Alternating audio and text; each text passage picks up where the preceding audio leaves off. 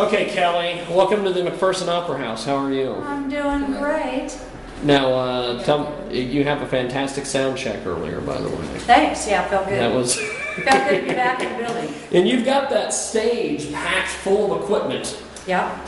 Yeah. Wow. Well, you know, that's kind of how we do it. Bruce Ryder was up there, and yeah. Now, you've got a new record out. Yes. Tell me about the new record. Well, the record is The Beautiful Bones. It was released internationally May 20th.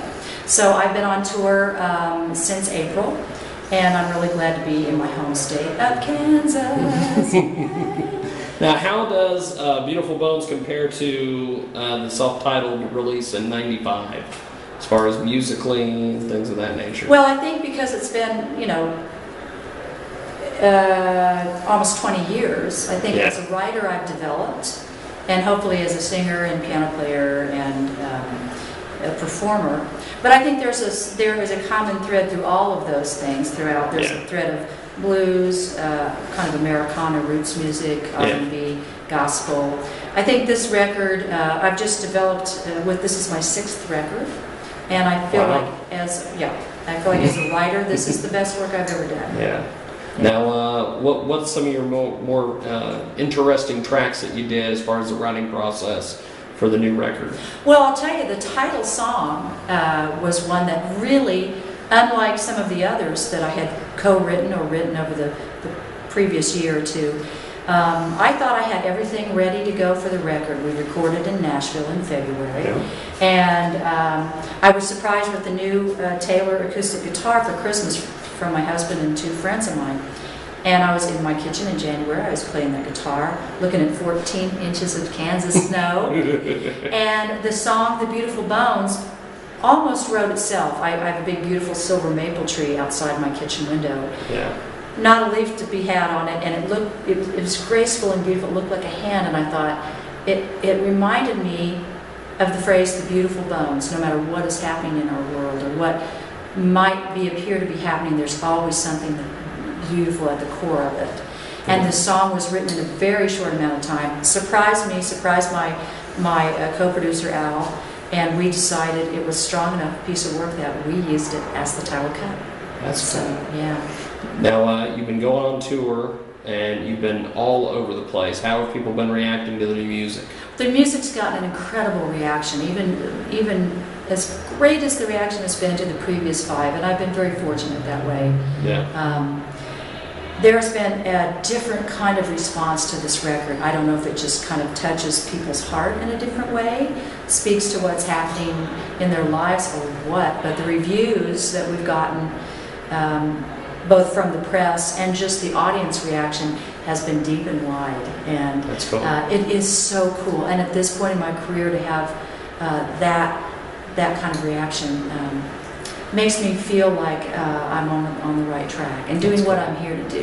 Yeah. Now, tell me a little preview tonight of what we're going to see as far as your performance. What kind of music are you going to mix in? All new stuff, or is it a little bit of everything? Or?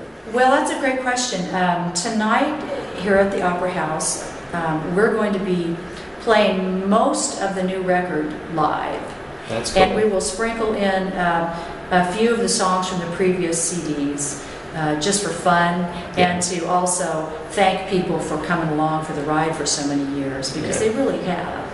And that's my way of saying thank you. But tonight, as in most of the dates on this tour, the focus is on the new record. That's cool. Yeah, and I'm excited for the Now with the new record, did you get a lot of feedback when you were putting it together from folks that that you work with on a regular basis as you were putting it together, or did you just wait until everything was done and then you got it out to your peers and then they gave you critiques on it? Or Right. Well, you know, what we do in the business generally is when the record is complete, before it had its international street date, or release date, which is May 20th, it goes out to radio, and the publicist sends it out to all kinds of press all over the world. So they get to preview it before the public gets to buy it. Yeah. And we also got some airplay, pre-airplay for it. That's cool. That initial wave of reaction was very, very strong, and that felt good, you know. Yeah. But when I started going out and playing it live for people, that's when it really it dawned on us that we're on a ride here. That's cool. And it's just kind of getting started. So we've only been out for a few months. Yeah. Now you're going to do international dates with this tour? Or? Yeah, we're hoping to be in Europe either by the end of the year or next spring. That's all being put together as we speak.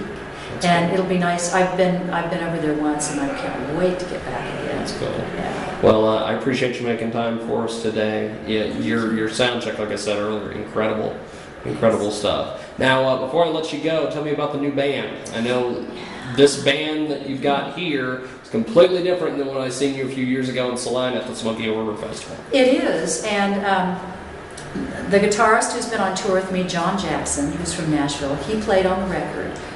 World-class player. He's toured with everybody from Lucinda Williams to Bob Dylan, and he's on tour with me now, so I'm excited about that. Andrew Thomas from Chicago, great drummer. We've seen him out playing dates all over the world. He's been with me since April. And on B3 from Kansas City, Ryan Howard, and I love his playing. B3 has been a big part of almost all my recordings, and it's a big part of the Beautiful Bones. Yeah. And on bass, our newest member, who's from Detroit, Joseph Veloz, is again somebody that's world class, a great touring experience, and all these guys are just a great musical match for the material. But on a personal level, it's really fun to be out with this particular group of people, and of course, hopefully the audience will feel that camaraderie and see that we're having as much, if not more, fun than the audience is. That's cool. Well, one more question before I let you go. What did you think of coming into the Opera House this afternoon to do the sound check and everything? Because this is such a great acoustics and everything. It felt great to be back here. I mean, the last time I was here, I had I have really fond memories of both the audience and the building itself. I actually took a series of photographs of the little nooks and crannies of the whole place, and it was fun to walk in. And great crew here, by the way. Oh yeah. So I talk them up constantly. Well, and for good reason. Yes. So to answer your question, I'm really happy to be back. That's cool. Well, Kelley, before we let you go, how do we find you on social media? Because I know everybody and their brother's doing social media these days. Well, you go to kelleyhunt.com, Kelley, hunt.com. You can find me on Kelley Hunt Music on Twitter and Kelley Hunt on Facebook. Do you do all your tweeting? Absolutely. Okay. Yes, indeed. I always have to ask. They're actually hearing from me. You don't have a team of professionals somewhere in a cave doing it? Now, there are times when I need to have management put things out for me if I'm otherwise. Yeah. But people know that it's coming from me. That's awesome. Yeah. That's awesome. Well, thank you, Kelley. I appreciate it.